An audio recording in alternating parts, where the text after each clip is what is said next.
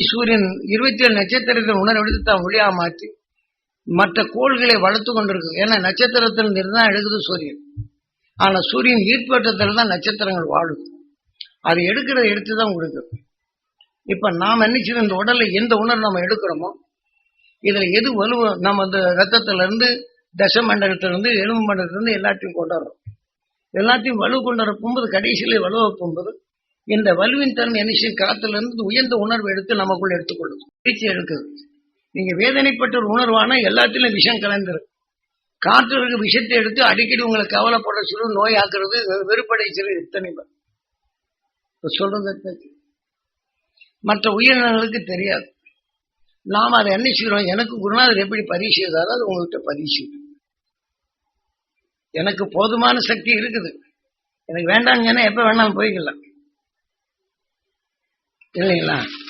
அப்ப நீங்க யாராவது பக்குவப்பட்டுக்கிட்டா தானே, கொஞ்சம் நேரம் பக்குவப்பட்டு அதை நடக்கக்கூடிய பவர் இருந்தா போச்சு. ஏன்னா மீண்டும் எத்தனையோ உணர்வு நம்ம கிட்ட சொல்றவங்கள கவலை கஷ்டம் எல்லாம் தான் சொல்றாங்க. இதை நான் எதிர்த்து போராடி சமாளிச்சுட்டு இருக்கேன். என்ன சொன்னாலும் கேட்க மாட்டேங்கிறாங்க. ஏன்னா பக்தி மார்க்கங்கள் இதை சொல்லிடுறாங்க. நாம் இத்தனையும் நான் சமாளிக்க வைக்கிறேன். இப்ப நீங்க அதே மாதிரி சொல்லிடுறோம், உங்ககிட்ட சொல்றாங்க. நீங்க சொல்லும் போது உங்களுக்கு அந்த கவலை வருது. இப்போ உங்களுக்கு கவலை தாக்காம நான் பாதுகாத்துக்கிறேன்.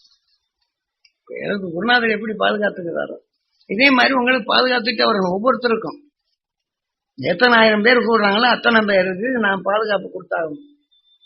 நீங்க இது மாதிரி சொல்லுங்க, சரியா போகணும்னு நினைக்கிறோம். நீங்க 2 பேரும் சொல்லியாச்சு, நான் அடுத்தவங்க உங்ககிட்ட அந்த கஷ்டமுங்க இந்த கஷ்டமும் இதெல்லாம் இருக்குங்க அவன் அப்படி பேசுவாங்க, நீ கேட்டாகணும். அப்ப அது உங்களுக்கு வராது பாதுகாக்கணும்.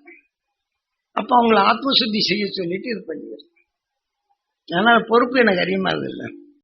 அதனால இந்த உணர்வு வலுவாக்கியாச்சுன்னா உங்ககிட்ட எதுவும் வராது.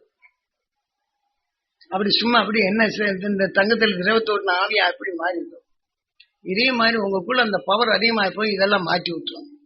அது வரையிலும் குரு உதவி தேவை.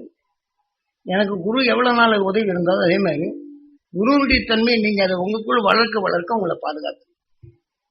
மற்றவங்க சொல்றது உடலுக்குத்தான் சொல்றாங்களே வேற இந்த உடலுக்கு பின் என்ன கிடையாது யாரும் சொல்ற. உடலுக்கு பின் நாம் எப்படி சுத்தப்படுத்தி நாம் பிறவில்லா நிலை அடையணுங்க. கடைசி உயிர் கடைசி விஜயே தசை தெளிவா நம்ம சாஸ்திரங்கள் கூறுதுங்க. அதை நான் பிறச்சிருக்கிறது இத்தனை இதுவும் பண்றோம். ஆனா எல்லாரையும் இந்த உற்சாகத்தை ஊற்றி எல்லாம் ஒன்று போறோம். என் ஆசை என்ன, ஒவ்வொரு உயிரும் கடவுள், ஒவ்வொரு உடலும் கோயில்.